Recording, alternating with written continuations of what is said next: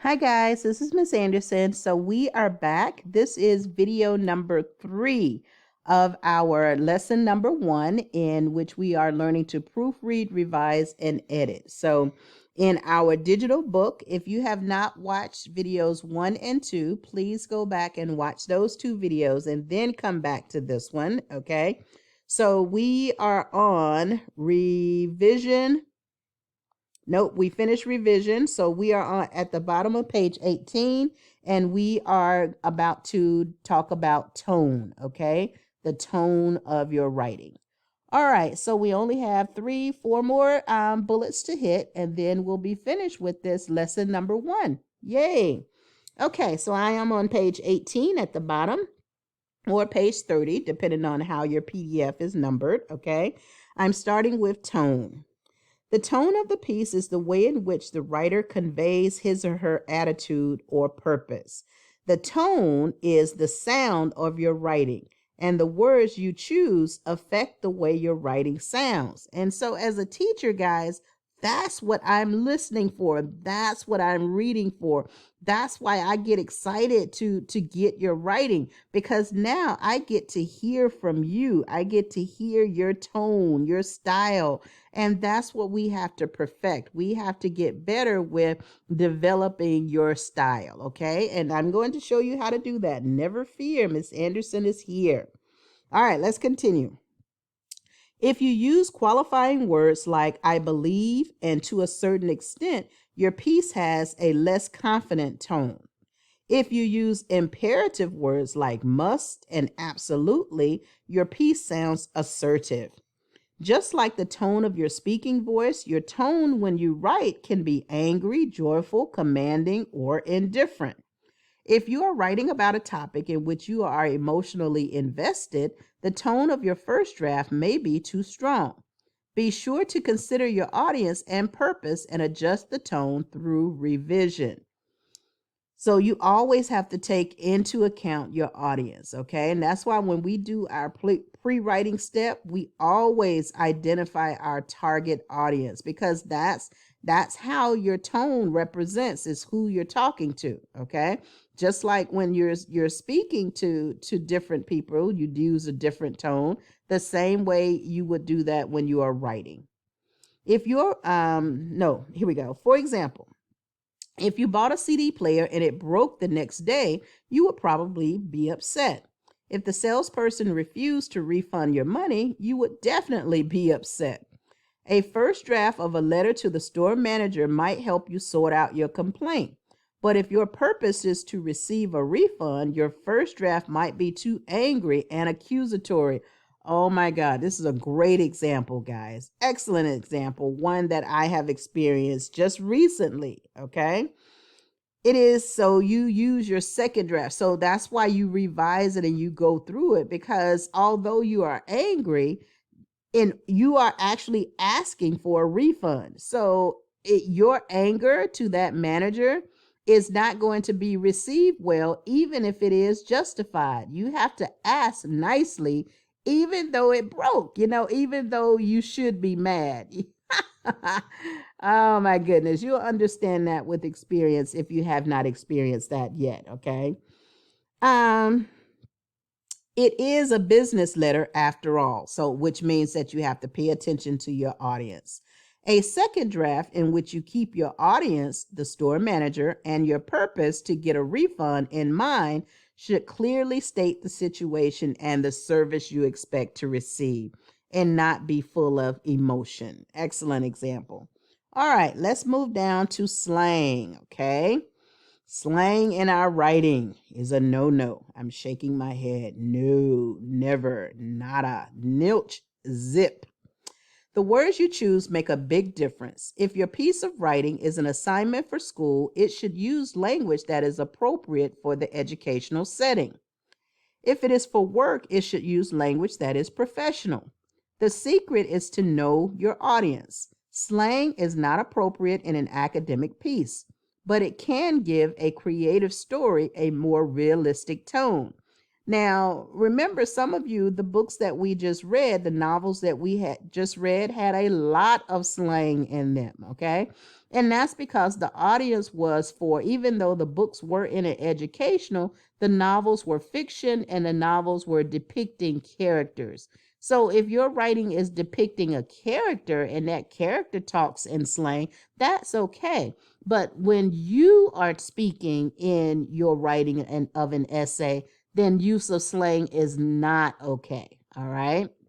And so I'm hoping we are going to try to get through some dialogue in class, writing dialogue, writing a fictional story. Okay. I love my students writing dialogue because I really get to see your creativity. So then and only then can you use slang. Okay. Slang is language that is specific to a group of people. When we think of slang, we usually think of young people, but every generation has its slang. That's true. That's true, true, true, true, true. Okay. OG, that's slang. Sorry, guys. Have you heard the terms 23 skidoo? Skidoo? I hope I'm saying that right. Or I haven't heard about that. A top drawer. Top drawer. I think it means great or good. Or the cat's pajamas. Now, I have heard of the cat's pajamas. That means like I really like it a lot. These words are American slang from the 1920s. Okay. 1920. That was not during my time, guys. I was not born in the 1920s. That was my grandparents, okay? Because my mother was born in 1950, all right? So it had to be her mother. The ones that your grandfather, there it is, may have used when he was young. If these old-fashioned phrases were used in your favorite magazine, you would probably not understand them. On the other hand, Grandpa is probably not going to read the magazines that discusses New Jack's getting real. Slang has a use, but it tends to alienate people who do not understand it.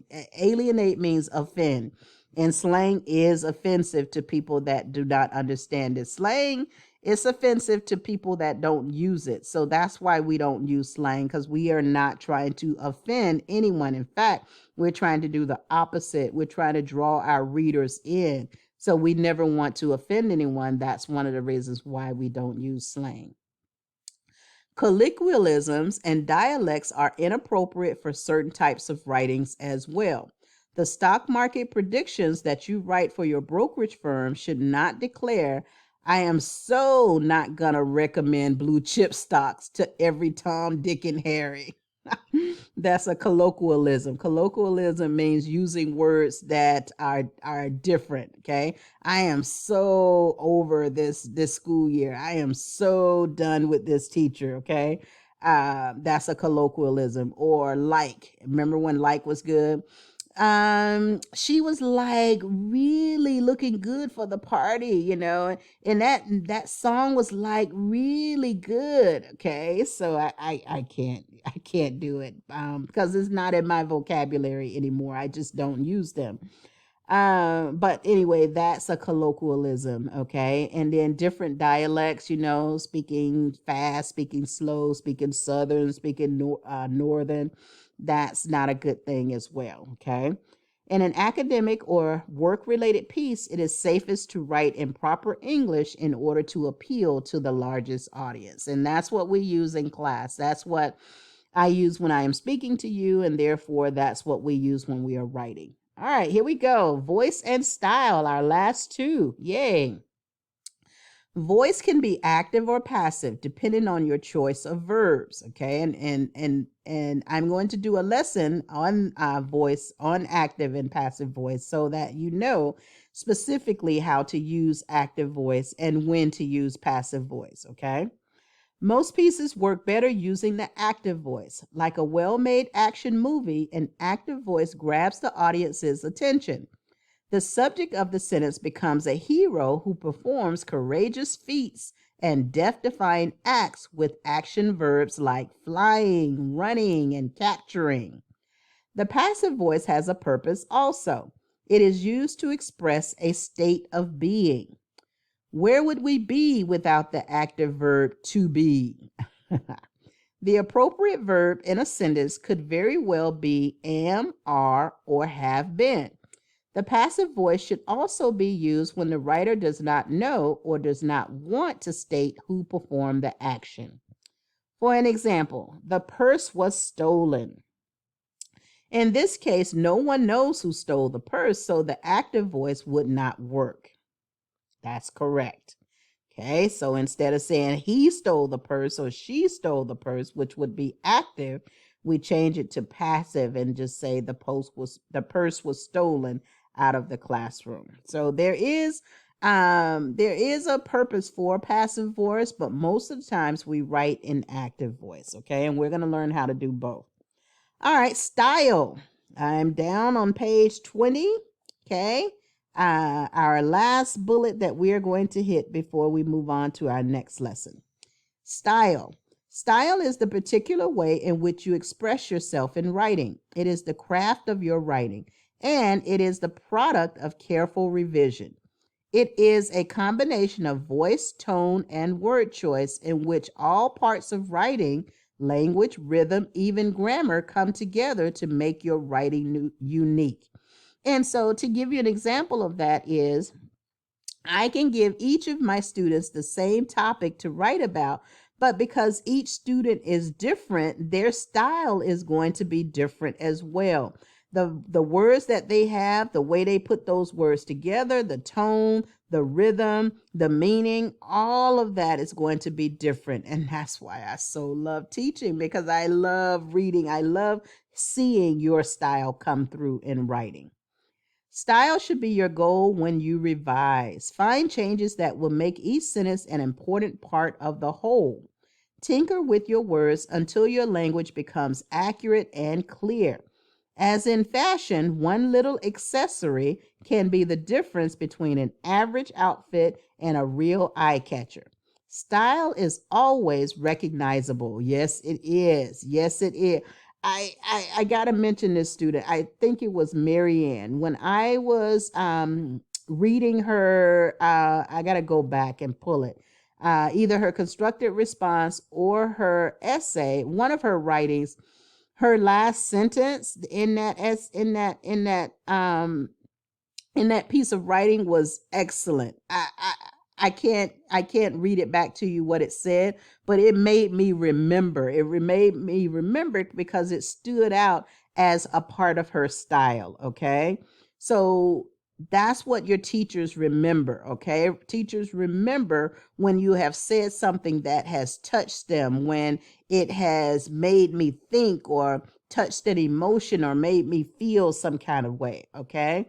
So style is always recognizable, and good style will make others take note of what you have to say. And that, ladies and gentlemen, is the whole purpose in writing. It's the whole purpose, because if we were not trying to get someone else to feel something, then we would be writing to ourselves. And that, ladies and gentlemen, is called a journal or a diary, okay? So if we're not writing to ourselves, then we want to make our audience feel something. Okay, so let's summarize. Yes, let's summarize, because we have talked about a whole lot over the past 3 videos, okay? So I'm going to read the little summary here. Following the advice in this book will help you learn to proofread, edit, and revise your writing. As a writer, you should remember to keep important tools handy. A dictionary, a grammar handbook, and a thesaurus are essential. And we have all 3 of those in the classroom, okay? A thesaurus is a book that gives you synonyms, okay? Instead of you using the word great over and over again, everything is great, great, great, great. A thesaurus will help you look up words that have the same meaning as great. And I can show you how to do that in Microsoft Word as well. Remember, write often, proofread carefully, edit judiciously. Judiciously means to do it consciously, to do it with effort. Don't just do it half-heartedly. You got to put your back into it. And revise until you are satisfied. Not when you are tired, okay? If you are tired, then you just stop for that day. Okay, you take a break and you come back to it the next day. All right, so you don't finish revising until you are satisfied. Okay, not when you are tired. All right, ladies and gentlemen, so this was the first lesson. Okay, lesson number 1 was just going through the writing process. As you will look up here on the screen, I'm putting my paper down and I'm looking up at the screen. So the writing process, we have to make sure that whatever we are writing, we are following this process. We start out with a plan, then we write our draft, whether it's written or typed, and then we learn to revise and check it as we go by reading aloud and checking our grammar. Then we proofread it, then we edit it by checking it for capitalization and punctuation and spelling. We're going to get better using the spell check and the grammar check programs on Microsoft Word. And then we want to improve our writing we want to choose words that are going to help us develop our tone and our style and our voice in writing. Okay. All right, ladies and gentlemen, thank you very much. So this ended up being a 3-part series just on lesson number 1. Okay. Let me look in here. Our next lesson, I think, is going to focus on those sentences that we talked about. I think we talked about them in video number 2. Okay. Yes, writing sentences, how to avoid, run-on and fragment sentences. Okay. All right, guys, until the next video, happy writing. Bye.